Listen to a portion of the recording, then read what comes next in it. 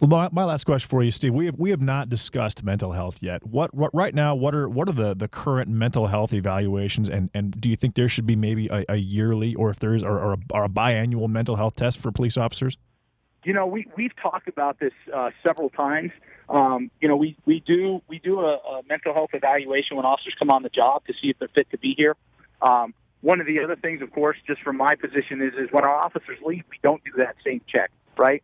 I still tell people to this day, when I was a police officer working the streets, I can remember my daughter was 2 years old. I went to a call where a 2-year-old little girl died from SIDS. And I went to the hospital, and I saw this young lady being worked on. And that is burned into my brain for eternity. I can tell you what the little girl looked like, what she was wearing. And I immediately called my wife and said, go check on our daughter. And she said, Dave, she's fine. I go, I get it, but I just needed to know.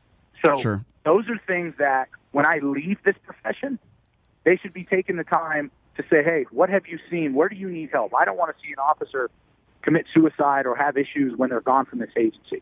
But as we talk about while they're here, do I have a problem with talking to guys and saying, hey, throughout this year, you've done X, Y, and Z. How are you doing? No. I don't think our officers are crazy. But any step to make an officer better, feel better. My father was a police officer in New York in the 70s and out here in Vegas in the 80s. Back then, it was the tough guy syndrome. You don't talk about things. A lot of times, guys would just hide it with alcohol, and they would just deal with it. We got a much more progressive group of people now that are a little bit more in tune with their feelings, a little more in tune with needing help and talking to people. So Sure. If it's available in there, I think you see a lot of people really take it up and cherish the ability to try and offload some of this baggage. Yeah, I agree.